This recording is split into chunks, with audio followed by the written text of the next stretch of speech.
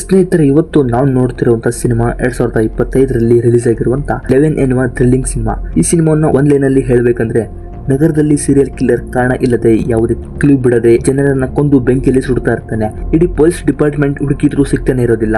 Next Arvind ಅನ್ನೋ police officer ಈ ಕೇಸನ್ನ ತಗೊಳ್ತಾನೆ. ಆದ್ರೂ ಕೊಲೆಗಳು ನಡೀತಾ ಇರುತ್ತೆ. ಇನ್ವೆಸ್ಟಿಗೇಷನ್ ಮಾಡ್ತಾ ಹೋದ್ರೆ ಈ ಕಿಲ್ಲರ್ ಟ್ವಿನ್ ಬರ್ಡ್ಸ್ ಅನ್ನೋ ಸ್ಕೂಲಲ್ಲಿ ಓದಿರುವವರನ್ನ ಕೊಲ್ತಾ ಇರ್ತಾನೆ. ಆ ಕಿಲ್ಲರ್ ಕೂಡ ಅದೇ ಸ್ಕೂಲಲ್ಲಿ ಓದಿರ್ತಾನೆ.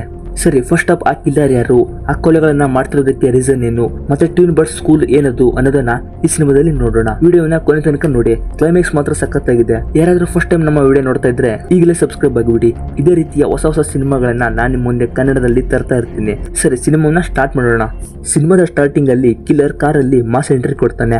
ಈಗಾಗಲೇ ಕಿಲ್ಲರ್ ಒಬ್ಬ ವ್ಯಕ್ತಿಯನ್ನ ಕಾರ್ ಡಿಕ್ಕಿಯಲ್ಲಿ ಹಾಕೊಂಡು ಬಂದಿರ್ತಾನೆ.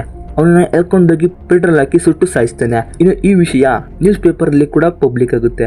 ಇನ್ನು ನೆಕ್ಸ್ಟ್ ನಲ್ಲಿ ಒಂದು ಗ್ಯಾಂಗ್ ಕಾರಲ್ಲಿ ಬಂದು ಸಣ್ಣ ಬ್ಯಾಂಕ್ ಅನ್ನ ಲೂಟಿ ಮಾಡ್ತಾ ಇರ್ತಾರೆ. ಬ್ಯಾಂಕ್ ಮ್ಯಾನೇಜರ್ ಅವರಿಗೆಲ್ಲರಿಗೂ ಹಣ ಕೊಡ್ತಾ ಇರ್ತಾನೆ. ಈ ಕಡೆ ಗನ್ ಹಿಡ್ಕೊಂಡಿರೋ ಒಬ್ಬ ವ್ಯಕ್ತಿ ಎಲ್ಲರ ಹತ್ರ ಇರುವ ಚಿನ್ನವನ್ನ ಇಸ್ಕೊಳ್ತಾ ಇರ್ತಾನೆ. ಅಲ್ಲೇ ಇದ್ದ ವಾಚ್ಮನ್ ಅವನ ಗನ್ ಇಸ್ಕೊಳ್ಳೋಕೆ ಅಂತ ಹೋಗ್ತಾನೆ. ಅಷ್ಟರಲ್ಲಿ ಆ ಕಳ್ಳ ಅವನನ್ನ ಶೂಟ್ ಮಾಡ್ಬಿಡ್ತಾನೆ. ನೆಕ್ಸ್ಟ್ ಎಲ್ಲರೂ ಅಲ್ಲಿಂದ ರಾಬರಿ ಮಾಡ್ಕೊಂಡು ಎಸ್ಕೇಪ್ ಆಗ್ತಾರೆ. ಇನ್ನು ಇವನೇ ಸಿನಿಮಾದ ಹೀರೋ ಅರವಿಂದನ್. ಇವನು ಸ್ಮಾರ್ಟ್ ಪೊಲೀಸ್ ಆಫೀಸರ್ ಆಗಿರ್ತಾನೆ. ಅಷ್ಟೇ ಬೇಗ ಯಾವುದೇ ಕೇಸನ್ನು ಕೂಡ ಸಾಲ್ವ್ ಮಾಡ್ತಾ ಇರ್ತಾನೆ. ಈಗ ಅವನಿಗೆ ಒಂದು ಕೇಸ್ ಬರುತ್ತೆ, ಅದೇ ಈ bank robbery case. Next Aravindan ಆ ಗ್ಯಾಂಗ್ ಹತ್ತಿರ ಬಂದು ಕೂರ್ತಾನೆ.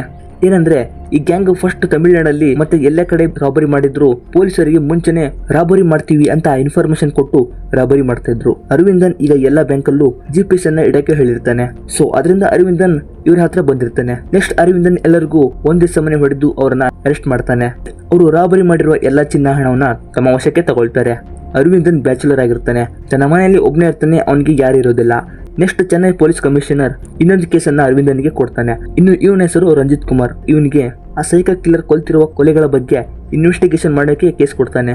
ನೆಕ್ಸ್ಟ್ ಡೇ ಇಂದ ರಂಜಿತ್ ಕುಮಾರ್ ಈ ಕಿಲ್ಲರ್ ಬಗ್ಗೆ ಮತ್ತೆ ಕೊಲೆಗಳು ನಡೆದಿರೋ ಪ್ಲೇಸ್ಗೆ ವಿಸಿಟ್ ಕೊಡ್ತಾ ಇರ್ತಾನೆ. ಆದ್ರೆ ಅದರ ಬಗ್ಗೆ ಕಿಲ್ಲರ್ ಬಗ್ಗೆ ಅವನಿಗೆ ಯಾವುದೇ ಸುಳಿವು ಸಿಗ್ತಾ ಇರೋದಿಲ್ಲ. ಕಿಲ್ಲರ್ ಹೀಗೆ ಕೊಲೆಗಳನ್ನ ಮಾಡ್ತಾ ಇರ್ತಾನೆ. ಈ ಕಡೆ ಅರವಿಂದನ್ ಇಲ್ಲಿಗಲ್ ಆಗಿ ನಡೀತಿರುವ ಮೆಂಟಲಿ ಡ್ಯಾಮೇಜ್ ಮಾಡ್ತಿರೋ ಮೆಡಿಕಲ್ ಗ್ಯಾಂಗ್ ಅನ್ನ ಹಿಡಿತಾನೆ. ಕಮಿಷನರ್ ಕೊಟ್ಟ ಈ ಕೇಸನ್ನು ಕೂಡ ಸಾಲ್ವ್ ಮಾಡ್ತಾನೆ. ಕಮಿಷನರ್ ಅವನಿಗೆ ಕಾಂಗ್ರೆಸ್ ಅಂತ ವಿಶ್ ಮಾಡ್ತಾನೆ. ನೆಕ್ಸ್ಟ್ ಕಮಿಷನರ್ ರಂಜಿತ್ ಕುಮಾರ್ಗೆ ಇಷ್ಟ ದಿನ ಆದ್ರೂ ಏನು ಸಿಕ್ಕಿಲ್ಲ, ಏನ್ ಮಾಡ್ತಿದ್ಯಾ ಅಂತ ಬೈಕ್ ಕಳಿಸ್ತಾನೆ. ಅವತ್ತು ಕಾರಲ್ಲಿ ಹೋಗ್ತಿರುವಾಗ ರಂಜಿತ್ಗೆ ಆಕ್ಸಿಡೆಂಟ್ ಆಗುತ್ತೆ. ಹಾಸ್ಪಿಟಲ್ಗೆ ಅಡ್ಮಿಟ್ ಆಗಿರ್ತಾನೆ. ನೆಕ್ಸ್ಟ್ ಕಮಿಷನರ್ ಅರವಿಂದನ್ಗೆ ಕಾಲ್ ಮಾಡಿ ಆ ಕಿಲ್ಲರ್ ಕೇಸನ್ನ ಇವನಿಗೆ ಕೊಡ್ತಾನೆ. ಅಲ್ಲದೆ ಅವನ ಜೊತೆ SI ಮನೋಹರ್ನನ್ನ ಇನ್ಫಾರ್ಮೇಶನ್ಗೆ ಜಾಯಿನ್ ಮಾಡ್ತಾನೆ. ನೆಕ್ಸ್ಟ್ ಕಮಿಷನರ್ ಅವನಿಗೆ ಬೇಗ ಸಾಲ್ವ್ ಮಾಡು, ಈ ಕೇಸನ್ನ CBI ನಮಗೆ ಕೊಡಿ ಅಂತ ಕೇಳ್ತಾ ಇದ್ದಾರೆ ಅಂತಾನೆ. ನೆಕ್ಸ್ಟ್ ಅರವಿಂದನ್ ಈಗ ಕೊಲೆ ಆಗಿರುವಂತ ಎಲ್ಲಾ ಪ್ಲೇಸ್ ಅನ್ನ ನಾನು ನೋಡ್ಬೇಕು ಅಂತ ಕಿಲ್ಲರ್ ಸಾಯಿಸಿರುವ ಎಲ್ಲಾ ಪ್ಲೇಸ್ ಗಳಿಗೂ ಹೋಗ್ತಾನೆ. ಈಗಾಗಲೇ ಕಿಲ್ಲರ್ 6 ಜನರನ್ನ ಒಂದೇ ಪ್ಯಾಟರ್ನ್ ಅಲ್ಲಿ ಸಾಯಿಸಿರ್ತಾನೆ. ಮನೋಹರ್, ಸರ್, ಆ ಕಿಲ್ಲರ್ ಯಾವುದೇ ಕ್ಲೂಗಳನ್ನ ಬಿಟ್ಟಿಲ್ಲ, ಆ ಬಾಡಿಗಳನ್ನ ಐಡೆಂಟಿಫೈ ಮಾಡಕ್ಕೆ ಆಗ್ತಿಲ್ಲ ಅಂತಾನೆ. ಅರವಿಂದನ್, ನಾವು ಫಸ್ಟ್ ಆ ಸತ್ತಿರುವ 6 ಜನರು ಯಾರು ಅನ್ನೋದನ್ನ ಕಂಡುಹಿಡಿಯಬೇಕು, ಮಿಸ್ಸಿಂಗ್ ಕಂಪ್ಲೇಂಟ್ ಗಳನ್ನ ಚೆಕ್ ಮಾಡ್ರಿ ಅಂತಾನೆ. ಇನ್ನು ನೆಕ್ಸ್ಟ್ ನಲ್ಲಿ ಅರವಿಂದನ್ ಆಫೀಸ್ಗೆ ಹೋಗ್ತಾ ಇರ್ತಾನೆ. ಅವನ ಕಾರ್ ಮಧ್ಯದಲ್ಲಿ ಕೈ ಕೊಟ್ಬಿಡುತ್ತೆ. ಹಾಗೆ ಲಿಫ್ಟ್ ಕೇಳ್ತಾ ಇರ್ತಾನೆ. ಒಂದು ಕಾರ್ ಸ್ಟಾಪ್ ಮಾಡುತ್ತೆ. ಒಳಗೆ ನೋಡಿದ್ರೆ ಒಂದು ಹುಡುಗಿ. ಇನ್ನು ಇವಳ ಹೆಸರು ಸಂಜನಾ. ಇವರಿಬ್ರು ಮೊದಲೇ ಭೇಟಿ ಆಗಿರ್ತಾರೆ. ಏನಂದ್ರೆ ಫ್ಲಾಶ್ ಬ್ಯಾಕ್ ಅಲ್ಲಿ ಸಂಜನಾಗೆ ಮದ್ವೆ ಲವ್ ಅಂದ್ರೆ ಆಗ್ತಾ ಇರೋದಿಲ್ಲ. ಅವರ ಅಮ್ಮ ಒಂದು ಹುಡುಗನನ್ನ ಕಾಫಿ ಶಾಪ್ಗೆ ಬರೋಕೆ ಹೇಳಿರ್ತಾರೆ. ಈಗ ಸಂಜನಾಗೆ ಅವರಮ್ಮ ಅವನನ್ನ ಒಂದು ಸಾರಿ ಮೀಟ್ ಆಗು ಅಂತ ಹೇಳಿರ್ತಾರೆ. ಅವಳಮ್ಮ ಅವಳಿಗೆ ಅವನು ಗ್ರೇ ಕಲರ್ ಶರ್ಟ್ ಆಗಿರ್ತಾನೆ ಅಂತ ಹೇಳ್ತಾಳೆ. Next Sanjana grey colour shirt ಯಾರು ಹಾಕಿದ್ದಾರೆ ಅಂತ ಹುಡುಕ್ತಾ ಇರ್ತಾಳೆ. ಒಬ್ಬ ಅಲ್ಲೇ ಕೂತಿರ್ತಾನೆ. ಹೋಗಿ ನೋಡಿದ್ರೆ ಅವನು ಅರವಿಂದನ್. ಅವನನ್ನ ನೋಡಿದ ಸಂಜನಾ ಫುಲ್ ಮೆಂಟಲಿ ಡೈವರ್ಟ್ ಆಗಿ ಯಾವ್ದೋ ಲೋಕಕ್ಕೆ ಹೋಗ್ಬಿಡ್ತಾಳೆ. ಆಕ್ಚುಲಿ ಅರವಿಂದನ್ ಅವರಮ್ಮ ಕಳ್ಸಿರೋ ಹುಡುಗ ಅಲ್ಲ. ಅರವಿಂದನ್ ತನ್ನ ಕೆಲಸದ ಮೇಲೆ ಬಂದಿರ್ತಾನೆ. ಸಂಜನಾ, ಸರಿ ಪರವಾಗಿಲ್ಲ, ನಿಮ್ಮ ಹೆಸರೇನು, ನಿಮಗೆ ಮದುವೆ ಆಗಿದೆಯಾ ಅಂತ ಕೇಳ್ತಾ ಇರ್ತಾಳೆ. ಅಷ್ಟರಲ್ಲಿ ಯಾರೋ ರೌಡಿಗಳು ಅವನ ಮೇಲೆ ಅಟ್ಯಾಕ್ ಮಾಡ್ತಾರೆ. ಈಗ ಅವಳಿಗೆ ಗೊತ್ತಾಗುತ್ತೆ ಅರವಿಂದನ್ ಒಬ್ಬ IPS ಪೊಲೀಸ್ ಆಫೀಸರ್ ಅಂತ. ನೆಕ್ಸ್ಟ್ ಅರವಿಂದನ್ ಎಲ್ಲರಿಗೂ ಹೊಡಿತಾನೆ. ಇದನ್ನ ನೋಡಿದ ಸಂಜನಾ ಅವನ ಮೇಲೆ ಇಂಪ್ರೆಸ್ ಆಗಿ ಲವ್ ಸ್ಟಾರ್ಟ್ ಆಗುತ್ತೆ. ನೆಕ್ಸ್ಟ್ ಡೇ ಇಂದ ಸಂಜನಾ ಅರವಿಂದನ್ ಹಿಂದೆನೆ ಹೋಗ್ತಾ ಇರ್ತಾಳೆ. ಅವನ ಪೊಲೀಸ್ ಸ್ಟೇಷನ್ ಎದುರುಗಡೆ ಮತ್ತೆ ಡೈಲಿ ಅವನ ಮನೆ ಮುಂದೆ ಹೋಗ್ತಾ ಇರ್ತಾಳೆ. ಮನೆಯಲ್ಲಿ ಫುಲ್ ಅವನ ಬಗ್ಗೆ ಯೋಚನೆ ಮಾಡ್ತಾ ಇರ್ತಾಳೆ. ಆದ್ರೆ ಅರವಿಂದನ್ ಇದನ್ನ ಕೇರೆ ಮಾಡ್ತಿರೋದಿಲ್ಲ. ಅವಳು ಕಾಲ್ ಮಾಡಿದ್ರೆ ಫೋನ್ ಕಟ್ ಮಾಡ್ತಾ ಇರ್ತಾನೆ. ಸೊ ಈಗ ಪ್ರೆಸೆಂಟ್ ಅಲ್ಲಿ ಅರವಿಂದನ್ ಅದೇ ಸಂಜನಾ ಕಾರ್ಗೆ ಲಿಫ್ಟ್ ಕೇಳಿರ್ತಾನೆ. ಅಲ್ಲದೆ ಅವನಿಗೆ ಈಗ ಟೈಮ್ ಆಗಿರುತ್ತೆ. ಸಂಜನಾ, ಮತ್ತೆ ಯಾರು ಲಿಫ್ಟ್ ಕೊಡೋದಿಲ್ಲ, ನಿಮಗೆ ಟೈಮ್ ಆಗಿದೆ ಅಂತಾಳೆ. ಸರಿ ಅಂತ ಅವಳ ಕಾರಲ್ಲೇ ಹತ್ಕೊಂಡು ಹೋಗ್ತಾನೆ. ನೆಕ್ಸ್ಟ್ ನಲ್ಲಿ ಅರವಿಂದನ್ ಹಾಸ್ಪಿಟಲ್ ಹೋಗಿ ರಂಜಿತನ್ನ ನೋಡ್ತಾನೆ. ಅವನ ಹೆಂಡತಿಗೆ ಈ ಕೇಸ್ ಬಗ್ಗೆ ನಿಮ್ಗೇನಾದ್ರೂ ಹೇಳಿದಾರ ಅಂತ ಕೇಳ್ತಾನೆ. ಅವಳು, ಇಲ್ಲ ಸರ್, ನಂಗೇನು ಗೊತ್ತಿಲ್ಲ ಅಂತಾಳೆ. ಈಗ ನೆಕ್ಸ್ಟ್ ಸೀನ್ ಅಲ್ಲಿ ಕಿಲ್ಲರ್ ನ ಎಂಟ್ರಿ ತೋರಿಸ್ತಾರೆ. ಅಲ್ಲಿರುವ ಬಸ್ ಸ್ಟಾಂಡ್ ಅಲ್ಲಿ ಒಬ್ಬ ಕೂತಿರ್ತಾನೆ. ಈಗ ಕಿಲ್ಲರ್ ಗೋಣಿ ಚೀಲದ ಮಾಸ್ಕ್ ಹಾಕೊಂಡು ಬಂದು ಅವನಿಗೆ ಕರೆಂಟ್ ಶಾಕ್ ಕೊಟ್ಟು ಕಾರಲ್ಲಿ ಹಾಕೊಂಡು ಹೋಗ್ತಾನೆ. ನೆಕ್ಸ್ಟ್ ಡೇ ನೋಡಿದ್ರೆ ಕಿಲ್ಲರ್ ಅವನನ್ನ ಕೊಂದು ಬೆಂಕಿಲಿ ಸುಟ್ಟಿರ್ತಾನೆ. ಅಲ್ಲಿಗೆ ಮನೋಹರ್ ಮತ್ತೆ ಅರವಿಂದ್ ಕೂಡ ಬರ್ತಾರೆ. ಇದನ್ನ ನೋಡಿ ಅವ್ರಿಗೂ ಕೂಡ ಶಾಕ್ ಆಗುತ್ತೆ. ನೆಕ್ಸ್ಟ್ ಆ ಬಾಡಿಯನ್ನ ಪೋಸ್ಟ್ ಮಾರ್ಟಮ್ ಗೆ ಕಳಿಸ್ತಾರೆ. ಡಾಕ್ಟರ್, ಈ ಬಾಡಿಯಲ್ಲಿ ಒಂದು ಮೆಟಲ್ ಸಿಕ್ಕಿದೆ, ಇದು ಅವನ ರೈಟ್ ಲೆಗ್ ಅಲ್ಲಿ ಸರ್ಜರಿ ಮಾಡಿದಾಗ ಇಟ್ಟಿದ್ದಾರೆ ಅಂತ ಹೇಳ್ತಾನೆ. ನೆಕ್ಸ್ಟ್ ಅರವಿಂದನ್ ಆ ಮೆಟಲ್ ತಗೊಂಡು ಆ ಸರ್ಜರಿ ಮಾಡಿರೋ ಹಾಸ್ಪಿಟಲ್ ಗೆ ಬರ್ತಾನೆ. ಅರವಿಂದನ್ ಸರ್ ನಾವು ಈ ಮೆಟಲ್ ಇಟ್ಕೊಂಡು ಆ ವ್ಯಕ್ತಿ ಯಾರು, ಅವನ ಹೆಸರು, ಅಡ್ರೆಸ್ ತಿಳ್ಕೊಬಹುದು ಅಂತ ಕೇಳ್ತಾನೆ. ಡಾಕ್ಟರ್ ಆ ಮೆಟಲ್ ಅಲ್ಲಿ ನಂಬರ್ ಇದೆ, ಸರಿ ನಾನು ಅವರ ಹೆಸರಿರುವ ಲಿಸ್ಟ್ ಅನ್ನ ನಾಳೆ ನಿಮಗೆ ಕೊಡ್ತೀನಿ ಅಂತಾನೆ. ನೆಕ್ಸ್ಟ್ ಹೊರಗೆ ಬರ್ತಾನೆ. ಮನೋಹರ್ ಅದೇ ಹಾಸ್ಪಿಟಲ್ಗೆ ಬಂದು ಹೋಗ್ತಾ ಇರ್ತಾನೆ. ಅರವಿಂದನ್ ಆ ಡಾಕ್ಟರ್ ಹತ್ರ ಹೋದ್ರೆ ಮನೋಹರ್ಗೆ ಹಾರ್ಟ್ ಪ್ರಾಬ್ಲಮ್ ಇರೋದು ಗೊತ್ತಾಗುತ್ತೆ. ನೆಕ್ಸ್ಟ್ ಡೇ ಮನೋಹರ್ ಹಾಸ್ಪಿಟಲ್ ಅಲ್ಲಿ ರೈಟ್ ಲೆಗ್ ಸರ್ಜರಿ ಮಾಡಿಸಿಕೊಂಡಿರುವ ಪೇಷಂಟ್ ನೇಮ್ ಲಿಸ್ಟ್ ಅನ್ನ ತರ್ತಾನೆ. ಅರವಿಂದನ್ ಅದನ್ನ ನೋಡಿ ಅದರಲ್ಲಿ ಕೆಲವೊಂದಿಷ್ಟು ನೇಮ್ ಗಳನ್ನ ಮಾರ್ಕ್ ಮಾಡ್ತಾನೆ. ನೆಕ್ಸ್ಟ್ ಅವರ ಅಡ್ರೆಸ್ ಇಟ್ಕೊಂಡು ಹೋಗಿ ಅವರ ರೈಟ್ ಲೆಗ್ ಸರ್ಜರಿ ಆಗಿದೆಯೋ ಇಲ್ಲೋ ಅಂತ ನೋಡ್ತಾ ಇರ್ತಾನೆ. ಆದ್ರೆ ಅವ್ರು ನೋಡುವಂತ ಎಲ್ಲರಿಗೂ ಸರ್ಜರಿ ಆಗಿರುತ್ತೆ. ಲಾಸ್ಟ್ ಅಲ್ಲಿ ಒಂದು ಮನೆಗೆ ಬರ್ತಾರೆ. ಇವನ ಹೆಸರು ಸುಧಾಕರ್. ಅರವಿಂದನ್ ನಿಮ್ಮ ರೈಟ್ ಲೆಗ್ ಸರ್ಜರಿ ಆಗಿದೆಯಾ ಅಂತ ಕೇಳ್ತಾನೆ. ಸುಧಾಕರ್ ಹೌದು ಸರ್ ಅಂತ ತೋರಿಸ್ತಾನೆ. ಸುಧಾಕರ್ ಅವರಿಗೆ ಸರ್ ಯಾಕೆ ಏನಾಯ್ತು ಅಂತ ಕೇಳ್ತಾನೆ. ಅರವಿಂದನ್ ಏನು ಇಲ್ಲ, ಹಾಸ್ಪಿಟಲ್ ಬಗ್ಗೆ ಸ್ವಲ್ಪ ಎನ್ಕ್ವೈರಿ ಮಾಡ್ತಿದೀವಿ ಅಂತಾನೆ. ಸುಧಾಕರ್ ಅವನೇ ಕಿಲ್ಲರ್ ಅನ್ನೋ ತರ ಅರವಿಂದನನ್ನ ನೋಡ್ತಾ ಇರ್ತಾನೆ. ಅರವಿಂದ್ ಕೂಡ ಸುಧಾಕರ್ ಮೇಲೆ ಸ್ವಲ್ಪ ಡೌಟ್ ಪಡ್ತಾ ಇರ್ತಾನೆ. ನೆಕ್ಸ್ಟ್ ಹೊರಗೆ ಬರ್ತಾನೆ. ಸಂಜನಾ ಕಾಲ್ ಮಾಡಿ ಅರ್ಜೆಂಟ್ ಆಗಿ ನಾವು ಮೀಟ್ ಆಗಿರೋ ಕಾಫಿ ಶಾಪ್ಗೆ ಬರೋಕೆ ಹೇಳ್ತಾಳೆ. ನೆಕ್ಸ್ಟ್ ಅರವಿಂದನ್ ಅಲ್ಲಿಗೆ ಹೋಗ್ತಾನೆ. ಅಲ್ಲಿ ಹೋಗಿ ನೋಡಿದ್ರೆ ಸಂಜನಾ ಅವನಿಗೆ ಪ್ರಪೋಸ್ ಮಾಡಕ್ಕೆ ರೆಡಿ ಆಗಿರ್ತಾಳೆ. ಸಂಜನಾ ನಂಗೆ ಲವ್ ಮದ್ವೆ ಅಲ್ಲೇ ಇಂಟ್ರೆಸ್ಟ್ ಇದ್ದಿಲ್ಲ, ಅದನ್ನ ನಿನ್ನ ನೋಡಿದ್ಮೇಲೆ ನಾನು ನಿನ್ನ ಲವ್ ಅಲ್ಲಿ ಬಿದ್ದಿದ್ದೀನಿ ಅಂತ ಪ್ರಪೋಸ್ ಮಾಡಿ ರಿಂಗ್ ಕೊಡ್ತಾಳೆ. ಅರವಿಂದನ್ ಇದೆಲ್ಲ ನಂಗೆ ಇಷ್ಟ ಆಗಲ್ಲ ಅಂತ ಅವಳಿಗೆ ಬೈತಾನೆ. ಸಂಜನಾ ಅಳ್ತಾ ಎದ್ದು ಹೋಗ್ತಾಳೆ. ಇನ್ನು ನೆಕ್ಸ್ಟ್ ಡೇ ಇನ್ನೊಂದು ಕೊಲೆ ಆಗುತ್ತೆ. ಅರವಿಂದನ್ ಅಲ್ಲಿಗೆ ಬಂದಿರ್ತಾನೆ. ಅರವಿಂದನ್ ಆ ಲೋಕಲ್ ಪೊಲೀಸ್ಗೆ ನಿಮ್ ಸ್ಟೇಷನ್ ಅಲ್ಲಿ ಯಾರ್ದಾದ್ರೂ ಮಿಸ್ಸಿಂಗ್ ಕಂಪ್ಲೇಂಟ್ ಬಂದಿದೆ ಅಂತ ಕೇಳ್ತಾನೆ. ಅಲ್ಲಿದ್ದ ಕಾನ್ಸ್ಟೇಬಲ್ ಸರ್ ಒಬ್ಬ ಹುಚ್ಚ ಬಂದಿದ್ದ, ಯಾರ ಹುಡುಗಿ ಕೊಲೆ ಅಂತ ಹೇಳ್ತಾ ಇದ್ದ ಅಂತಾನೆ. ನೆಕ್ಸ್ಟ್ ಎಲ್ರು ಆ ಹುಚ್ಚನ ಹತ್ರ ಬರ್ತಾರೆ. ಅಂದ್ರೆ ಅವನು ಹುಚ್ಚ ಆಗಿರೋದಿಲ್ಲ, ಮಾನಸಿಕ ಅಸ್ತವ್ಯಸ್ತ ವ್ಯಕ್ತಿಯಾಗಿರ್ತಾನೆ. ಅರವಿಂದ್ ಅವನಿಗೆ ಹೇಳು ನೀನು ನಿನ್ನೆ ಏನ್ ನೋಡಿದೆ ಅಂತಾನೆ. ಅವನು ಹೇಳ್ತಾನೆ ಏನಂದ್ರೆ ನಿನ್ನೆ ರಾತ್ರಿ ಒಂದು ಹುಡುಗಿ ಬಸ್ ಇಳಿದು ಮೊಬೈಲ್ ನೋಡ್ತಾ ಬರ್ತಾ ಇರ್ತಾಳೆ. ಆಗ ಆಲ್ರೆಡಿ ಕಿಲ್ಲರ್ ಅಲ್ಲೇ ಇರ್ತಾನೆ. ಕಿಲ್ಲರ್ ಅವಳಿಗೆ ಕರೆಂಟ್ ಚೆಕ್ ಕೊಟ್ಟು ಅವಳನ್ನ ಕಾರ್ ಒಳಗಡೆ ಹಾಕ್ತಾನೆ. ಇದನ್ನ ಈ ವ್ಯಕ್ತಿ ನೋಡಿರ್ತಾನೆ. ಅರವಿಂದ್ ಅವನಿಗೆ ಈ ಹುಡುಗಿಯನ್ನ ಮುಂಚೆ ಎಲ್ಲಾದ್ರೂ ನೋಡಿದ್ದೆ ಅಂತ ಕೇಳ್ತಾನೆ. ಅವನು ಹೌದು, ಸ್ಕೂಟರ್ ಅಲ್ಲಿ ಇದೇ ರೋಡ್ ಅಲ್ಲಿ ಬರ್ತಾ ಇದ್ರು ಅಂತಾನೆ. ನೆಕ್ಸ್ಟ್ ಅಲ್ಲೇ ಇರುವ ಲೋಕಲ್ ಬೈಕ್ ಗ್ಯಾರೇಜ್ಗೆ ಹೋಗಿ ಕೇಳ್ತಾರೆ. ಅವರು ಹೌದು ಸರ್, ಒಂದು ಹುಡುಗಿ 2 ದಿನದ ಹಿಂದೆ ತನ್ನ ಸ್ಕೂಟರ್ ಅನ್ನ ರಿಪೇರಿಗೆ ಅಂತ ಗ್ಯಾರೇಜ್ ಅಲ್ಲಿ ಬಿಟ್ಟೋಗಿದ್ರು ಅಂತಾನೆ. ನೆಕ್ಸ್ಟ್ ಅರವಿಂದ್ ಆ ಸ್ಕೂಟರ್ ಸೀಟ್ ಓಪನ್ ಮಾಡಿ ನೋಡ್ತಾನೆ. ಅದರಲ್ಲಿ ಅವಳ ಅಡ್ರೆಸ್ ಇರುತ್ತೆ. ನೆಕ್ಸ್ಟ್ ಅವಳ ಮನೆಗೆ ಹೋಗ್ತಾನೆ. ಅವಳು ಅಲ್ಲೇ ಇರ್ತಾಳೆ. ಅವಳ ಹೆಸರು ತಾರಾ. ಆ ಕಾನ್ಸ್ಟೇಬಲ್ ಅವಳನ್ನ ನೋಡಿ ನಿನ್ನೆ ತಾನೆ ನಿನ್ನ ಸ್ಟೇಷನ್ಗೆ ಬಂದಿದ್ದು ಅಂತಾನೆ. ಏನಂದ್ರೆ ಈ ಹಿಂದೆ ತಾರಾ ಪೊಲೀಸ್ ಸ್ಟೇಷನ್ಗೆ ಹೋಗಿರ್ತಾಳೆ, ನಾಯಿ ಕಳೆದಿದೆ ಅಂತ ಕಂಪ್ಲೇಂಟ್ ಕೊಡೋಕೆ ಹೋಗಿರ್ತಾಳೆ. ನೆಕ್ಸ್ಟ್ ಅರವಿಂದನ್ ನಾಯಿ ಅಂತೀರಾ, ಎಲ್ಲ ಮನೆ ಕ್ಲೀನ್ ಇದೆ, ಅದಕ್ಕೆ ಊಟಕ್ಕೆ ಅಂತ ಒಂದು ಬೌಲ್ ಕೂಡ ಇಲ್ಲ ಅಂತಾನೆ. ನೆಕ್ಸ್ಟ್ ಒಳಗೆ ಬಂದು ನೋಡ್ತಾರೆ. ಅಲ್ಲಿ ಅವರ ಫೋಟೋಸ್ ಇರುತ್ತೆ. ಅದರಲ್ಲಿ ಅವರಿಬ್ರು ಟ್ವಿನ್ಸ್ ಆಗಿರ್ತಾರೆ. ತಾರಾ ಅಲ್ಲದೆ ಅವಳಿಗೆ ಒಬ್ಳು ಸಿಸ್ಟರ್ ಕೂಡ ಇರ್ತಾಳೆ. ಅವಳ ಹೆಸರು ನೀರಾ. ಆದ್ರೆ ಈಗ ಆ ಕಿಲ್ಲರ್ ಸಾಯಿಸಿರೋದು ನೀರಾಳನ್ನ. ಸೊ ಈಗ ಇವಳು ತಾರಾ, ಅವಳ ಸಿಸ್ಟರ್. ನೆಕ್ಸ್ಟ್ ಅರವಿಂದನ್ ಅಲ್ಲಿರೋ ಟ್ವಿನ್ ಬರ್ಡ್ ಸ್ಕೂಲ್ ನ ಫೋಟೋಸ್ ನೋಡ್ತಾನೆ. ಅದರಲ್ಲಿ 11 ಟ್ವಿನ್ಸ್ ಇರ್ತಾರೆ. ನೆಕ್ಸ್ಟ್ ಅರವಿಂದನ್ ಸುಧಾಕರ್ ಮನೆಗೆ ಬರ್ತಾನೆ. ಅವನ ಮನೆಯಲ್ಲಿ ಕೂಡ ಅವರ ಟ್ವಿನ್ಸ್ ಫೋಟೋ ಸಿಗುತ್ತೆ. ಅಂದ್ರೆ ಈಗ ಸುಧಾಕರ್ ಆ ಕಿಲ್ಲರ್ ಇಂದ ಸತ್ತಿರ್ತಾನೆ. ಇವನ ಹೆಸರು ಸುರೇಂದರ್. ನೆಕ್ಸ್ಟ್ ಅರವಿಂದನ್ ಅವರನ್ನ ಎನ್ಕ್ವೈರಿ ಮಾಡ್ತಾನೆ. ಸುರೇಂದ್ರನ್ ಸರ್ ಅವತ್ತು ರಾತ್ರಿ ಸುಧಾಕರ್ ಮನೆಗೆ ಲೇಟ್ ಆಗಿ ಬರ್ತೀನಿ ಅಂತ ಮೆಸೇಜ್ ಹಾಕಿದ್ದ. ಬೆಳಗ್ಗೆ ಎದ್ದು ನೋಡಿದ್ರೆ ಅವನು ಇನ್ನೂ ಬಂದಿದ್ದಿಲ್ಲ. ಆಗ ಒಂದು ಕಾಲ್ ಬಂತು. ಅದರಲ್ಲಿ ಯಾರೋ ಸುಧಾಕರ್ನ ಕಿಡ್ನಾಪ್ ಮಾಡಿ ಅವನ ತಲೆಗೆ ಗನ್ ಇಟ್ಟಿದ್ರು ಅಂತಾನೆ. ಅವನು ಹೇಳಿದ ರೀತಿನೇ ಒಂದು ಹೊಸ ಬಿಲ್ಡಿಂಗ್ ಗೆ ಹೋದೆ. ಅವನು ವಿಡಿಯೋ ಕಾಲ್ ಮಾಡಿ ಸುಧಾಕರ್ನನ್ನ ನೀರಲ್ಲಿ ಮುಳುಗಿಸ್ತಾ ಇದ್ದ. ಅವನು ಹೇಳಿದ ರೀತಿನೇ ಅಲ್ಲಿರೋ ಒಬ್ಬ ವ್ಯಕ್ತಿಯನ್ನ ನಾನೇ ಶೂಟ್ ಮಾಡಿದೆ, ಆದ್ರೆ ನನ್ನ ತಪ್ಪು ಏನಿಲ್ಲ ಅಂತಾನೆ. ನೆಕ್ಸ್ಟ್ ತಾರಾ ಕೂಡ ಇದೇ ರೀತಿನೇ ಹೇಳ್ತಾಳೆ. ಕಿಲ್ಲರ್ ಮೀರಾಳನ್ನ ಕಿಡ್ನಾಪ್ ಮಾಡಿ ತಾರಾಳಿಗೆ ವಿಡಿಯೋ ಕಾಲ್ ಮಾಡಿ ನಾನು ಹೇಳೋ ಪ್ಲೇಸ್ಗೆ ಬಾ ಅಂತ ಹೇಳಿರ್ತಾನೆ. ಅದಕ್ಕೆ ತಾರಾ ಪೊಲೀಸ್ ಸ್ಟೇಷನ್ಗೆ ಹೋಗಿರ್ತಾಳೆ. ಕಿಲ್ಲರ್ ಅವಳಿಗೆ ಕಾಲ್ ಮಾಡಿ ನಿನ್ನ ಮೀರಾಳನ್ನ ಕೊಲ್ತೀನಿ ಅಂತ ಭಯಪಡಿಸ್ತಾನೆ. ನೆಕ್ಸ್ಟ್ ಅವಳನ್ನ ಅದೇ ಬಿಲ್ಡಿಂಗ್ ಗೆ ಕರ್ಸ್ಕೊಳ್ತಾನೆ. ನೆಕ್ಸ್ಟ್ ತಾರಾ ಕೂಡ ಅವ್ನು ಹೇಳಿದ ರೀತಿನೇ ಅಲ್ಲಿ ಕುಂತಿರೋ ಒಬ್ಬ ವ್ಯಕ್ತಿಗೆ ಶೂಟ್ ಮಾಡ್ತಾಳೆ. ನೆಕ್ಸ್ಟ್ ಕಿಲ್ಲರ್ ಅವರಿಗೆ ಒಂದು ವಿಡಿಯೋ ಕಳಿಸ್ತಾನೆ. ಅದೇನಂದ್ರೆ ಅಲ್ಲಿ CCTV ಫಿಕ್ಸ್ ಮಾಡಿರ್ತಾನೆ. ಇವರಿಬ್ರು ಕೊಂದಿರೋ ಆ ವ್ಯಕ್ತಿ ಮೇಲಿರೋ ಬಟ್ಟೆನ ತೆಗಿತಾನೆ. ಅವರು ಬೇರೆ ಯಾರಲ್ಲ, ಇವರ ಬ್ರದರ್ ಮತ್ತೆ ಇವರ ಸಿಸ್ಟರ್. ಇವರು ತಮ್ಮ ಕೈಯಾರೇನೆ ಅವರನ್ನ ಶೂಟ್ ಮಾಡಿರ್ತಾರೆ. ಆ ಕಿಲ್ಲರ್ ಅವರು ಶೂಟ್ ಮಾಡಿರೋ ವಿಡಿಯೋನ ಅವರಿಗೆ ಸೆಂಡ್ ಮಾಡಿರ್ತಾನೆ. ಅದಕ್ಕೆ ಅವರು ಈ ವಿಷಯವನ್ನ ಯಾರಿಗೂ ಹೇಳಿರೋದಿಲ್ಲ. ಈಗ ಈ ಎಲ್ಲ ವಿಷಯ ಅರವಿಂದ್ಗೆ ಗೊತ್ತಾಗುತ್ತೆ. ಅರವಿಂದನ್ ಆ ಕಿಲ್ಲರ್ ಮೊದಲೇ ವಿಡಿಯೋ ಮಾಡ್ಕೊಂಡು ನೆಕ್ಸ್ಟ್ ವಿಡಿಯೋ ಕಾಲ್ ಮಾಡಿ ನಿಮ್ಗೆ ಬ್ಲಾಕ್ ಮೇಲ್ ಮಾಡಿ ಈ ಕೊಲೆಗಳನ್ನ ಮಾಡಿಸಿದ್ದಾನೆ ಅಂತಾನೆ. ನೆಕ್ಸ್ಟ್ ಆ ಟ್ವಿನ್ ಬರ್ಡ್ ಸ್ಕೂಲ್ ಫೋಟೋ ಕೊಟ್ಟು ಇದು ನೀವಿಬ್ರು ಓದಿರೋ ಸ್ಕೂಲ್ ಅಂತ ಕೇಳ್ತಾನೆ. ಈಗ ಅವರಿಗೆ ಗೊತ್ತಾಗುತ್ತೆ ಅವರಿಬ್ರು ಕ್ಲಾಸ್ಮೇಟ್ಸ್ ಅಂತ. ಸೊ ನಮಗೆ ಈಗ ಏನು ಗೊತ್ತಾಗುತ್ತೆ ಅಂದ್ರೆ ಆ ಕಿಲ್ಲರ್ ಈ ಟ್ವಿನ್ ಬರ್ಡ್ ಸ್ಕೂಲ್ ಅಲ್ಲಿ ಓದಿರುವ 11 ಟ್ವಿನ್ಸ್ ಗಳಲ್ಲಿ ಒಬ್ಬೊಬ್ಬರನ್ನ ಮಾತ್ರ ಕೊಲ್ತಾ ಇರ್ತಾನೆ. ಈಗಾಗಲೇ 11 ಟ್ವಿನ್ಸ್ ಅಲ್ಲಿ 8 ಜನರನ್ನ ಕೊಂದಿರ್ತಾನೆ. ಅರವಿಂದನ್ ನಿಮ್ಗೆ ಈ ಫೋಟೋದಲ್ಲಿ ಯಾರ ಮೇಲಾದ್ರೂ ಡೌಟ್ ಇದೆ ಅಂತ ಕೇಳ್ತಾನೆ. ತಾರಾ ಮತ್ತೆ ಸುರೇಂದ್ರನ್ ಆ ಫೋಟೋ ನೋಡಿ ಬೆಂಜಮಿನ್ ಅಂತ ಹೇಳ್ತಾರೆ. ಅರವಿಂದನ್ ಹಾಗಾದ್ರೆ ಈ ಕೊಲೆಗೆ ಟ್ವಿನ್ ಬರ್ಡ್ ಸ್ಕೂಲ್ ಕಾರಣ ಅಂತ ನೆಕ್ಸ್ಟ್ ಅರವಿಂದನ್ ಮತ್ತೆ ಮನೋಹರ್ ಆ ಸ್ಕೂಲ್ ಟೀಚರ್ ಮನೆಗೆ ಬರ್ತಾರೆ. ಇವಳ ಹೆಸರು ಶಾಂತಿ. ಇವರೇ ಆ ಟ್ವಿನ್ಸ್ ನ ಟೀಚರ್ ಆಗಿರ್ತಾಳೆ. ಈಗ ಆಗಿರೋ ಎಲ್ಲವನ್ನ ಅರವಿಂದ್ ಶಾಂತಿಗೆ ಹೇಳ್ತಾನೆ. ನಿಮ್ಗೆ ಯಾರ ಮೇಲಾದ್ರೂ ಡೌಟ್ ಇದೆ ಅಂತ ಕೇಳ್ತಾನೆ. ಶಾಂತಿ ಯೋಚನೆ ಮಾಡದೆ ಬೆಂಜಮಿನ್ ಅಂತ ಹೇಳ್ತಾಳೆ. ಈಗ ಫ್ಲಾಶ್ ಬ್ಯಾಕ್ ಅನ್ನ ತೋರಿಸ್ತಾರೆ. ಏನಂದ್ರೆ ಸುಮಾರು ವರ್ಷಗಳ ಹಿಂದೆ ಶಾಂತಿ ಮತ್ತೆ ಅವಳ ಗಂಡ ಸೆಂದಿ ಒಂದು ಸ್ಕೂಲ್ ಅನ್ನ ನಡೆಸ್ತಾ ಇರ್ತಾರೆ. ಆಗ ಆ ಸ್ಕೂಲ್ಗೆ 6 ಜನ ಟ್ವಿನ್ಸ್ ಅಡ್ಮಿಷನ್ ಆಗಿರ್ತಾರೆ. ಈ ವಿಷಯ ಇಡೀ ಚೆನ್ನೈನಲ್ಲೇ ತುಂಬಾ ವೈರಲ್ ಆಗಿರುತ್ತೆ. ನೆಕ್ಸ್ಟ್ ತುಂಬಾ ಪೇರೆಂಟ್ಸ್ ತಮ್ಮ ಟ್ವಿನ್ಸ್ ಮಕ್ಕಳನ್ನ ಈ ಸ್ಕೂಲ್ಗೆ ಕರ್ಕೊಂಡು ಬರ್ತಾರೆ. ಆಗ ಆ ಸ್ಕೂಲಲ್ಲಿ ಬೆಂಜಮಿನ್ ಮತ್ತೆ ಫ್ರಾನ್ಸಿಸ್ ಎಂಬ ಟ್ವಿನ್ಸ್ ಕೂಡ ಬಂದಿರ್ತಾರೆ. ಅವರು ತುಂಬಾ ಟ್ಯಾಲೆಂಟೆಡ್ ಆಗಿರ್ತಾರೆ. ಅವರಿಗೆ ಅಪ್ಪ ಅಮ್ಮ ಯಾರು ಇರೋದಿಲ್ಲ. ಈ ಕಾರಣ ಶಾಂತಿ ಅವರಿಬ್ಬರನ್ನ ಆ ಸ್ಕೂಲ್ ಹಾಸ್ಟೆಲ್ ಅಲ್ಲಿ ಇಟ್ಟಿರ್ತಾರೆ. ನೆಕ್ಸ್ಟ್ ಸೇಂದಿ ಈ ಸಣ್ಣ ಸ್ಕೂಲ್ ಅನ್ನ ಟ್ವಿನ್ ಬರ್ಡ್ಸ್ ಅನ್ನೋ ಸ್ಕೂಲ್ ಆಗಿ ಮಾಡ್ತಾನೆ. ಕೇವಲ ಟ್ವಿನ್ಸ್ ಮಕ್ಕಳಿಗೆ ಮಾತ್ರ ಅಡ್ಮಿಷನ್ ಅಂತ ಹೇಳಿರ್ತಾನೆ. ಬೆಂಜಮಿನ್ ಸ್ಪೋರ್ಟ್ಸ್ ಅಲ್ಲಿ ಗೆಲ್ತಾ ಇದ್ರೆ ಅವನ ಬ್ರದರ್ ಫ್ರಾನ್ಸಿಸ್ ಎಕ್ಸಾಮ್ ಅಲ್ಲಿ ಫಸ್ಟ್ ಬರ್ತಾ ಇರ್ತಾನೆ. ಇದನ್ನ ನೋಡಿದ ಅವನ ಕ್ಲಾಸ್ಮೇಟ್ಸ್ ಅವರನ್ನ ದ್ವೇಷ ಮಾಡ್ತಾ ಇರ್ತಾರೆ. ಈಗ ಅವರ ಕ್ಲಾಸ್ ಅಲ್ಲಿ 10 ಜನ ಟ್ವಿನ್ಸ್ ಇರ್ತಾರೆ, ಇವರನ್ನ ಸೇರಿ 11 ಟ್ವಿನ್ಸ್. ನೆಕ್ಸ್ಟ್ ಅವರ ಕ್ಲಾಸ್ಮೇಟ್ಸ್ ಎಲ್ಲರೂ ಫ್ರಾನ್ಸಿಸ್ಗೆ ಹುಚ್ಚ ಅಂತ ಇರ್ತಾರೆ. ಅದಕ್ಕೆ ಅವನು ಅಳ್ತಾ ಕೂತಿರ್ತಾನೆ. ಇದನ್ನ ಕೇಳಿದ ಬೆಂಜಮಿನ್ ಅವನ ಎಲ್ಲಾ ಕ್ಲಾಸ್ಮೇಟ್ಸ್ಗೂ ಹೊಡೆದಿರ್ತಾನೆ. ಶಾಂತಿ ಅವರಿಗೆ ವಾರ್ನಿಂಗ್ ಮಾಡಿ ಬೈದು ಕಳಿಸ್ತಾಳೆ. ನೆಕ್ಸ್ಟ್ ಅವತ್ತು ರಾತ್ರಿ ಶಾಂತಿ ಬೆಂಜಮಿನ್ ಜೊತೆಗೆ ಚೆಸ್ ಆಡ್ತಾ ಇರ್ತಾಳೆ. ಬೆಂಜಮಿನ್ ಸೋಲ್ತಾನೆ. ಏನಂದ್ರೆ ಬೆಂಜಮಿನ್ ಡೆಲ್ಲಿಯಲ್ಲಿ ನಡೆಯುವ ಚೆಸ್ ಕಾಂಪಿಟೇಷನ್ಗೆ ಸೆಲೆಕ್ಟ್ ಆಗಿರ್ತಾನೆ. ಶಾಂತಿ ಈಗ ಅವನಿಗೆ ಪ್ರಾಕ್ಟೀಸ್ ಮಾಡಿಸ್ತಾ ಇರ್ತಾಳೆ. ಶಾಂತಿ ಅವನಿಗೆ ಹೀಗೆ ಸೋಲ್ತಾ ಇದ್ರೆ ನೀನು ಅಲ್ಲಿ ಕೂಡ ಸೋಲ್ತಿ ಅಂತಾಳೆ. ನೆಕ್ಸ್ಟ್ ಬೆಂಜಮಿನ್ ಮ್ಯಾಮ್ ಇನ್ನೊಂದು ಗೇಮ್ ಅಂತ ಆಡಕ್ಕೆ ಸ್ಟಾರ್ಟ್ ಮಾಡ್ತಾರೆ. 2 ನಿಮಿಷದಲ್ಲಿ ಬೆಂಜಮಿನ್ ಶಾಂತಿಳನ್ನ ಸೋಲಿಸ್ತಾನೆ. ಇದನ್ನ ನೋಡಿದ ಶಾಂತಿ ಶಾಕ್ ಆಗ್ತಾಳೆ. ಏನಂದ್ರೆ ಎಲ್ರು 2 ಆಪ್ಷನ್ ಇಟ್ಕೊಂಡಿರ್ತಾರೆ. ಒಂದು ಕೈ ಮೂವ್ ಮಾಡಿದ್ರೆ ನೆಕ್ಸ್ಟ್ ಇನ್ನೊಂದು ಕೈ ಮೂವ್ ಮಾಡ್ಬೇಕಂತ. ಆದ್ರೆ ಬೆಂಜಮಿನ್ 3 ಆಪ್ಷನ್ ಇಟ್ಕೊಂಡಿರ್ತಾನೆ. ಅಪೋಸಿಟರ್ ಯಾವ ಕೈ ಮೂವ್ ಮಾಡಿದ್ರೆ ಯಾವ ಕೈ ಮೂವ್ ಮಾಡಬೇಕು ಅಂತ ಮೊದಲೇ ಸೆಟ್ ಆಗಿರ್ತಾನೆ. ಇದನ್ನ ನೋಡಿ ಅವಳು ಕೂಡ ಹ್ಯಾಪಿ ಆಗ್ತಾಳೆ. ಅಷ್ಟರಲ್ಲಿ ಕರೆಂಟ್ ಆಫ್ ಹೋಗುತ್ತೆ. ಬೆಂಜಮಿನ್ ಸಡನ್ ಆಗಿ ಎದ್ದು ಫ್ರಾನ್ಸಿಸ್ ಹತ್ರ ಬರ್ತಾನೆ.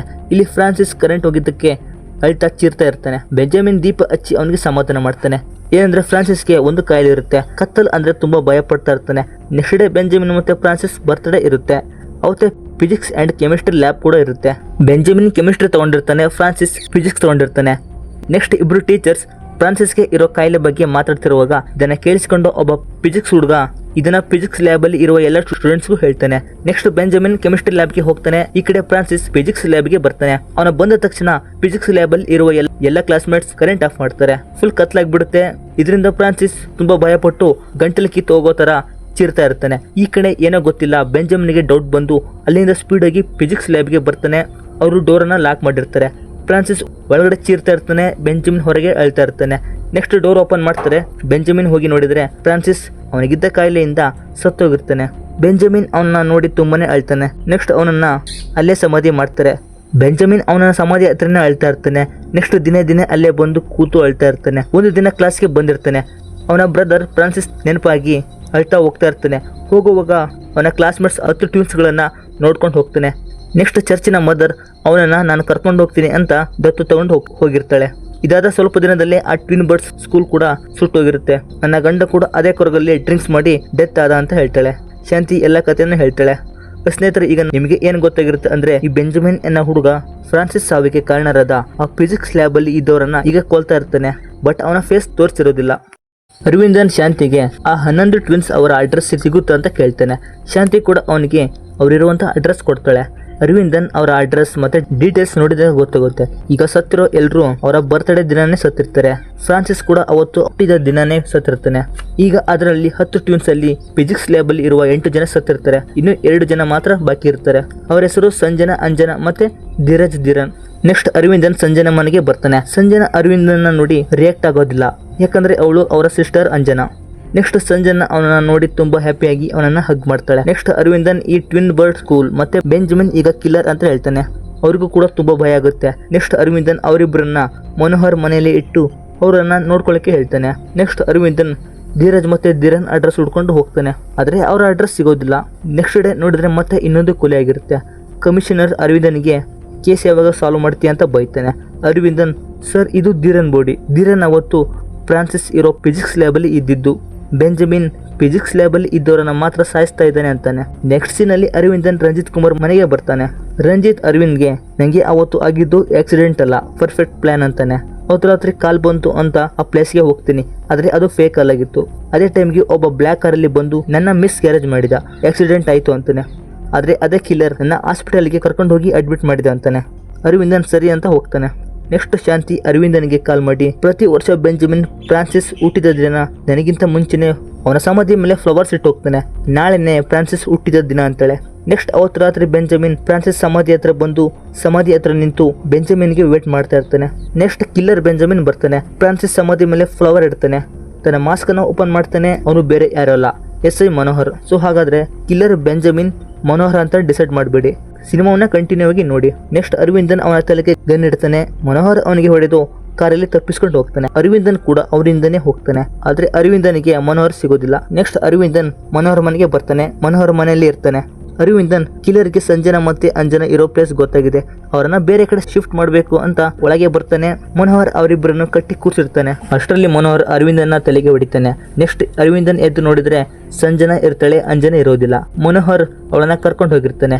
ನೆಕ್ಸ್ಟ್ ಅರವಿಂದನ್ ಸಂಜನಾಳನ್ನ ಕರ್ಕೊಂಡು ಹೋಗ್ತಾ ಇರ್ತಾನೆ. ಅರವಿಂದನಿಗೆ ಈ ಹಿಂದೆ ಸುರೇಂದ್ರನ್ ಆ ಕಿಲ್ಲರ್ ನಮ್ನ ಒಂದು ಬಿಲ್ಡಿಂಗ್ ಒಳಗಡೆ ಬರೋದಕ್ಕೆ ಹೇಳಿದ್ದ ಅಂದಿರ್ತಾನೆ.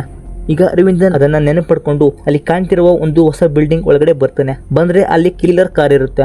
ಅವನನ್ನ ಹುಡುಕ್ತಾ ಹೋಗ್ತಾನೆ. ಮನೋಹರ ಅರವಿಂದನ ಕೈಗೆ ಸಿಕ್ಬಿಡ್ತಾನೆ. ಇವರ ನಡುವೆ ಫೈಟ್ ಸ್ಟಾರ್ಟ್ ಆಗುತ್ತೆ. ನೆಕ್ಸ್ಟ್ ಅರವಿಂದನ್ ಸಂಜನಳಿಗೆ ಆ ಕಿಲ್ಲರ್ ಲಿಫ್ಟ್ ಅಲ್ಲಿ ಕೆಳಗಡೆ ಬರ್ತಾ ಇದ್ದಾನೆ, ಅವನನ್ನ ಶೂಟ್ ಮಾಡು ಅಂತ ಗನ್ ಅವಳಿಗೆ ಕೊಡ್ತಾನೆ. ನೆಕ್ಸ್ಟ್ ಲಿಫ್ಟ್ ಕೆಳಗೆ ಬರುತ್ತೆ. ನೋಡಿದ್ರೆ ಮನೋಹರ್ ಅಲ್ಲ, ಅವಳು ಅಂಜನಾ. ಸಂಜನಾ ಕಣ್ಣು ಕ್ಲೋಸ್ ಮಾಡ್ಕೊಂಡಿರ್ತಾಳೆ, ಕಿಲ್ಲರ್ ಅಂತ ಶೂಟ್ ಮಾಡ್ತಾಳೆ. ನೆಕ್ಸ್ಟ್ ನೋಡಿದ್ರೆ ಅವಳ ಸಿಸ್ಟರ್ ಅಂಜನಾ. ಸಂಜನಾ ನಾನೇ ಶೂಟ್ ಮಾಡಿದೆ ಅಂತ ಹೇಳ್ತಾ ಇರ್ತಾಳೆ. ಏನಂದ್ರೆ ಈ 2 ನಿಮಿಷದ ಹಿಂದೆ ಅರವಿಂದನ್ ಮನೋಹರ್ ಜೊತೆಗೆ ಫೈಟ್ ಮಾಡ್ತಿರುವಾಗ ಅರವಿಂದನ್ ಎದೆ ಮೇಲೆ ಫ್ರಾನ್ಸಿಸ್ ಅನ್ನೋ ಲೆಟರ್ ಇರುತ್ತೆ. ಇದನ್ನ ನೋಡಿದ ಮನೋಹರ್ ಫ್ರಾನ್ಸಿಸ್ ಅಂತ ಅದನ್ನ ಬಾಯಲ್ಲಿ ಹೇಳ್ತಾನೆ. ಅರವಿಂದನ್ ನಾನೇ ಬೆಂಜಮಿನ್ ಅಂತ ಹೇಳಿ ಗನ್ ಸಂಜನೆಗೆ ಕೊಟ್ಟಿರ್ತಾನೆ. ಸೊ ಸ್ನೇಹಿತರೆ, ಈಗ ನಿಜವಾದ ಕಿಲ್ಲರ್ ಬೇರೆ ಯಾರಲ್ಲ, ಇವನೇ ನಿಜವಾದ ಕಿಲ್ಲರ್. ಇವನ ನಿಜವಾದ ಹೆಸರೇ ಬೆಂಜಮಿನ್. ನೆಕ್ಸ್ಟ್ ಬೆಂಜಮಿನ್ ಲಿಫ್ಟ್ ಅಲ್ಲಿ ಬರ್ತಾನೆ.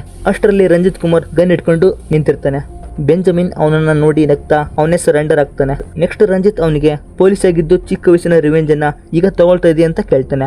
ಬೆಂಜಮಿನ್ ಹೌದು, ನಾನು ಫ್ರಾನ್ಸಿಸ್ ಅನ್ನ ಕಳ್ಕೊಂಡು ನಂಗೆ ಯಾವ ತರ ನೋವಾಗಿದೆ ಅವ್ರಿಗೂ ಕೂಡ ಅದೇ ತರ ನೋವಾಗಬೇಕು ಅಂತಾನೆ. ಬೆಂಜಮಿನ್ ಈ ರಿವೆಂಜ್ಗೋಸ್ಕರ ನಾನೇ ಪ್ಲಾನ್ ಮಾಡಿ ಪೊಲೀಸ್ ಕೆಲಸಕ್ಕೆ ಜಾಯ್ನ್ ಆಗಿದ್ದು. ಆ 10 ಟ್ವಿನ್ಸ್ ಅಲ್ಲಿ 8 ಜನರ ಪ್ರೊಫೈಲ್ ಫೇಸ್ಬುಕ್ ಅಲ್ಲಿ ಸಿಕ್ತು. ನೆಕ್ಸ್ಟ್ ಅವರನ್ನ ಕೊಲ್ತಾ ಬಂದ್ರೆ ಕಮಿಷನರ್ ಈ ಕೇಸನ್ನ ನಿನ್ ಕೈಲಿ ಕೊಟ್ಟು, ಈ ಕೇಸ್ ನಂಗೆ ಬಂದ್ರೆ ನಂಗೆ ಕೊಲೆ ಮಾಡೋದಕ್ಕೆ ಇನ್ನೂ ಸುಲಭ ಆಗುತ್ತೆ ಅಂತ ನಂಗೆ ಆಕ್ಸಿಡೆಂಟ್ ಮಾಡಿ ನಿನ್ನನ್ನು ಹಾಸ್ಪಿಟಲ್ಗೆ ಅಡ್ಮಿಟ್ ಮಾಡಿದೆ. ನೆಕ್ಸ್ಟ್ 8 ಜನರನ್ನ ಕೊಂದು ಸಂಜನಾ, ಅಂಜನಾ ಮತ್ತೆ ಧೀರನ್ ಅಡ್ರೆಸ್ ಸಿಕ್ಕಿರಲಿಲ್ಲ. ಅದಕ್ಕೆ ಟ್ವಿನ್ ಬರ್ಡ್ ಸ್ಕೂಲ್ ಅನ್ನ ಇನ್ವೆಸ್ಟಿಗೇಷನ್ ಅಂತ ಶಾಂತಿ ಹತ್ರ ಹೋಗಿ ಅವರಿಬ್ಬರ ಅಡ್ರೆಸ್ ತಗೊಂಡೆ. ನೆಕ್ಸ್ಟ್ ಧೀರನ್ ಅನ್ನ ಕೂಡ ಕೊಂದೆ. ಈಗ ಅಂಜನಾ ಕೂಡ ಸತ್ಲು. ಇಲ್ಲಿಗೆ ನನ್ನ ರಿವೆಂಜ್ ಮುಗೀತು. ಆದ್ರೆ ಮನೋಹರ್ ಇದರಲ್ಲಿ ಇಲ್ಲ. ನೀನು ನನ್ನ ಹಿಂದೆ ಪೊಲೀಸ್ ಕಳಿಸಿದ್ದೆ ನಂಗೆ ಗೊತ್ತು. ಅದಕ್ಕೆ ನಾನು ಮನೋಹರ್ಗೆ ಕಾಲ್ ಮಾಡಿ ಅವನ ಮಗನನ್ನ ಕೊಲ್ತೀನಿ ಅಂತ ಬ್ಲ್ಯಾಕ್ ಮೇಲ್ ಮಾಡಿ ಫ್ರಾನ್ಸಿಸ್ ಸಮಾಧಿ ಮೇಲೆ ಫ್ಲವರ್ ಅನ್ನ ಇಡೋಕೆ ಹೇಳಿ ಅಂಜನಾಳನ್ನ ಇಲ್ಲಿ ಕರ್ಸ್ಕೊಂಡೆ. ನಾನು ಅವನನ್ನ ಜಸ್ಟ್ ಯೂಸ್ ಮಾಡ್ಕೊಂಡೆ ಅಂತಾನೆ. ಈಗ ಫೈನಲ್ ಆಗಿ ನನ್ನ ರಿವೆಂಜ್ ಮುಗೀತು ಅಂತಾನೆ. ಇದನ್ನ ಕೇಳಿ ರಂಜಿತ್, ನಂಗೆ ಮೊದಲೇ ನೀನೇ ಕಿಲ್ಲರ್ ಅಂತ ಡೌಟ್ ಇತ್ತು ಅಂತಾನೆ. ಅವತ್ತು ನಮ್ಮ ಮನೆಗೆ ಬಂದಾಗ ನೀನು ನಿನ್ನ ಲೈಟರ್ ಅಲ್ಲೇ ಬಿಟ್ಟು ಹೋಗಿದ್ದಿ. ಅದೇ ಲೈಟರ್ ಅನ್ನ ನಾನು ಅವತ್ತು ಆ ಕಿಲ್ಲರ್ ನನ್ನನ್ನು ಆಸ್ಪತ್ರೆಗೆ ಕರ್ಕೊಂಡು ಹೋಗ್ತಿರುವಾಗ ನೋಡಿದ್ದೆ. ಅದಕ್ಕೆ ಡೌಟ್ ಬಂದು ನಿನ್ನ ಅಡ್ರೆಸ್ ತಿಳ್ಕೊಂಡು ನಿನ್ನ ಮನೆಗೆ ಹೋದೆ. ಅಲ್ಲಿ ನೋಡಿದ್ರೆ ನೀನು ಯೂಸ್ ಮಾಡ್ತಿರುವ ಎಲ್ಲ ಬಟ್ಟೆ, ಸ್ಲಿಪ್ಪರ್ ಒಂದೇ ತರ 2 ಜೊತೆ ಇದ್ವು. ಅಲ್ಲದೆ ಅಲ್ಲಿರುವ ಒಂದು ಫೋಟೋ ನೋಡಿದಾಗ ಗೊತ್ತಾಯ್ತು ಕಿಲ್ಲರ್ ಬೆಂಜಮಿನ್ ನೀನೆ ಅಂತ. ನೆಕ್ಸ್ಟ್ ನಿನ್ನ ನಂಬರ್ ಟ್ರೇಸ್ ಮಾಡಿ ಇಲ್ಲಿಗೆ ಬಂದು ನಾನು ನಿನ್ನ ಅರೆಸ್ಟ್ ಮಾಡಿದ್ದೆ. ಇನ್ನು ನಿಂಗೆ ಗಲ್ ಶಿಕ್ಷೆ ಸಾಯ್ತಿ ಅಂತಾನೆ. ಬೆಂಜಮಿನ್, ಸರ್ ನಾನು ಈಗಾಗಲೇ ಸತ್ತು 17 ವರ್ಷ ಆಗಿದೆ ಅಂತಾನೆ. ನೆಕ್ಸ್ಟ್ ಕೋರ್ಟಲ್ಲಿ ಬೆಂಜಮಿನ್ಗೆ ಜೀವಾವಧಿ ಶಿಕ್ಷೆ ಆಗುತ್ತೆ. ಅವತ್ತು ರಂಜಿತ್ ಮನೋಹರ್ಗೆ, ಹೌದು ಧೀರನ್ ಸತ್ತಿದ್ದಾನೆ, ಆದ್ರೆ ಆ ಧೀರಜ್ ಎಲ್ಲಿ ಸಿಕ್ಕಿಲ್ಲ ಅಂತಾನೆ. ಅಷ್ಟರಲ್ಲಿ ಒಬ್ಬ ಬಂದು ಅವರಿಗೆ ಡಿಕ್ಕಿ ಹೊಡಿತಾನೆ. ರಂಜಿತ್, ನೀನು ರಾಬರಿ ಕೇಸಲ್ಲಿ ಜೈಲಲ್ಲಿ ಇದ್ದೆ ತಾನೆ, ಹೊರಗೆ ಹೇಗ್ ಬಂದೆ ಅಂತಾನೆ. ಅವನು, ಸರ್ ನಾನು ಧೀರಜ್, ಅವನು ಧೀರನ್, ನಾವಿಬ್ರು ಟ್ವಿನ್ಸ್. ಬೆಂಜಮಿನ್ ಹೆಸರು ಕೇಳಿ ನಿಮ್ಮ ಹತ್ರನೇ ಬಂದೆ, ನನ್ನ ಬ್ರದರ್ ಅನ್ನ ಕಾಪಾಡು ಅಂತಾನೆ. ಏನಂದ್ರೆ ಧೀರನ್ ಇನ್ನೂ ಸತ್ತಿರೋದಿಲ್ಲ. ಅಲ್ಲದೆ ಇವತ್ತೇ ಧೀರನ್ ಬರ್ತ್ಡೇ ಇರುತ್ತೆ. ನೆಕ್ಸ್ಟ್ ರಂಜಿತ್ ಮತ್ತೆ ಮನೋಹರ್ ಚೆನ್ನೈ ಜೈಲಿಗೆ ಬರ್ತಾರೆ. ಅಲ್ಲಿ ಬಂದು ನೋಡಿದ್ರೆ ಈಗಾಗಲೇ ಬೆಂಜಮಿನ್ ಎಲ್ಲರನ್ನು ಹೊಡೆದು ಧೀರನ್ ಅನ್ನ ಕೂಡ ನೀರಲ್ಲಿ ಮುಳುಗಿಸಿ ಸಾಯಿಸಿರ್ತಾನೆ. ನೆಕ್ಸ್ಟ್ ಬೆಂಜಮಿನ್ ರಂಜಿತ್ ಹತ್ರ ಬರ್ತಾನೆ. ಈಗ ಸ್ವಲ್ಪ ಫ್ಲಾಶ್ ಬ್ಯಾಕ್ ಹೇಳ್ತಾನೆ. ಏನಂದ್ರೆ ಅವತ್ತು ಅರವಿಂದ್ ಧೀರನ್ ಅಡ್ರೆಸ್ ಹುಡ್ಕೊಂಡು ಹೋದಾಗ ಅವರ ಕಡೆಯವರು, ಸರ್ ಧೀರಜ್ ಗೊತ್ತಿಲ್ಲ, ಆದರೆ ಧೀರನನ್ನ ನೀವೇ ರಾಬರಿ ಕೇಸಲ್ಲಿ ಅರೆಸ್ಟ್ ಮಾಡಿದ್ರಲ್ವಾ ಅಂತಾನೆ. ನೆಕ್ಸ್ಟ್ ಅರವಿಂದನಿಗೆ ಗೊತ್ತಾಗುತ್ತೆ ಸ್ಟಾರ್ಟಿಂಗ್ ಅಲ್ಲಿ ರಾಬರಿ ಕೇಸಲ್ಲಿ ಅರೆಸ್ಟ್ ಆಗಿದ್ದು ಧೀರನ್ ಅಂತ. ಸೊ ಅವನನ್ನ ಈಗ ಜೈಲಿಗೆ ಕಳಿಸಿರ್ತಾನೆ. ಬೆಂಜಮಿನ್, ನಾನು ಜೈಲಿಗೆ ಹೇಗೆ ಹೋಗೋದು ಅಂತ ಯೋಚನೆ ಮಾಡಿ ಅವತ್ತು ಅನಾಥ ಶವವನ್ನು ಬೆಂಕಿಲಿ ಸುಟ್ಟು ಧೀರನ್ ಸತ್ತೋದ ಅಂತ ಕೇಸ್ ಕ್ಲೋಸ್ ಮಾಡ್ತಾನೆ. ನೆಕ್ಸ್ಟ್ ನೀನು ಅವತ್ತು ಕಾರಲ್ಲಿ ನನ್ನ ಲೈಟರ್ ನೋಡಿದ್ಯಾ ಅಂತ ನನಗೆ ಗೊತ್ತಿತ್ತು. ಅದಕ್ಕೆ ಅವತ್ತು ನಿಮ್ಮ ಮನೆಗೆ ಬಂದಾಗ ಲೈಟರ್ ಅನ್ನ ನಿಂಗೆ ಕಾಣೋ ತರ ಇಟ್ಟು ನನ್ನ ಹುಡ್ಕೊಂಡು ಬರೋ ಹಾಗೆ ಮಾಡಿದೆ, ಅರೆಸ್ಟ್ ಮಾಡೋ ತರ ಮಾಡಿದೆ. ಈಗ ಜೈಲಲ್ಲಿ ಧೀರನ್ ಸತ್ತೋದ ಅಂತಾನೆ. ಇದನ್ನು ಕೇಳಿ ಮನೋಹರ್, ಟೀಚರ್ ಶಾಂತಿ ಹೇಳಿರೋ ಮಾತು ಎಲ್ಲರೂ 2 ಆಪ್ಷನ್ ಇಟ್ಕೊಂಡ್ರೆ ಬೆಂಜಮಿನ್ 3 ಆಪ್ಷನ್ ಇಟ್ಕೊಂಡಿರ್ತಾನೆ ಅಂದಿದ್ರು. ಈಗ ಅವನಿಗೆ ನೆನಪಾಗುತ್ತೆ. ನೆಕ್ಸ್ಟ್ ಬೆಂಜಮಿನ್ ಮನೋಹರ್ ಹತ್ರ ಬಂದು, ನನ್ನ ಇನ್ ಮುಂದೆ ನೋಡಕ್ಕೆ ಆಗಲ್ಲ, ನನ್ನ ಹಾರ್ಟ್ ನಿನ್ನ ತಗೋ ಅಂತ ಹೇಳಿ ಈ ಹಿಂದೆ ಬ್ಯಾನ್ ಆಗಿರುವ ಇಲ್ಲಿಗಲ್ ಮೆಂಟಲಿ ಡ್ಯಾಮೇಜ್ ಮಾಡೋ ಮಾತ್ರ ನುಂಗ್ತಾನೆ. ಅವನ ಫ್ರಾನ್ಸಿಸ್ ತನ್ನ ನೆನಪಡ್ಕೊಳ್ತಾ ಸಾಯ್ತಾನೆ. ಅಲ್ಲದೆ ಶಾಂತಿಗೆ ಒಂದು ಲೆಟರ್ ಕಳಿಸಿರ್ತಾನೆ, ಅದರಲ್ಲಿ ಅಮ್ಮ ಅಂತ ಬರ್ದಿರ್ತಾನೆ. ನೆಕ್ಸ್ಟ್ ಮನೋಹರ್ಗೆ ಹಾರ್ಟ್ ಆಪರೇಷನ್ ಆಗಿರುತ್ತೆ. ಬೆಂಜಮಿನ್ ಹಾರ್ಟ್ ಅನ್ನ ಇವನಿಗೆ ಸರ್ಜರಿ ಮಾಡಿರ್ತಾರೆ. ಬೆಂಜಮಿನ್ ಅವನಿಗೆ, ನನ್ನ ಕೊನೆ ಆಸೆ ಏನಂದ್ರೆ ಫ್ರಾನ್ಸಿಸ್ಗೆ ಕತ್ತಲ್ ಅಂದ್ರೆ ತುಂಬಾ ಭಯ, ಅವನ ಬಾಡಿ ಹತ್ರ ಸಮಾಧಿ ಮಾಡಿ ಅಂತ ಹೇಳಿರ್ತಾನೆ. ಮನೋಹರ್ ಅವನು ಹೇಳಿದ ರೀತಿನೇ ಫ್ರಾನ್ಸಿಸ್ ಹತ್ತಿರ ಬೆಂಜಮಿನ್ ಅನ್ನ ಸಮಾಧಿ ಮಾಡಿರ್ತಾನೆ. ಅಂತೂ ಸಿನಿಮಾ ಎಮೋಷನಲ್ ಅಲ್ಲಿ ಎಂಡ್ ಆಗುತ್ತೆ. ಸೊ ಸ್ನೇಹಿತರೆ, ಇಲ್ಲಿಗೆ ಸಿನಿಮಾ ಎಂಡ್ ಆಗುತ್ತೆ. ಸೊ ಸಿನಿಮಾ ಹೇಗಿತ್ತು ಅನ್ನೋದನ್ನ ಕಾಮೆಂಟ್ ಮೂಲಕ ತಿಳಿಸಿ.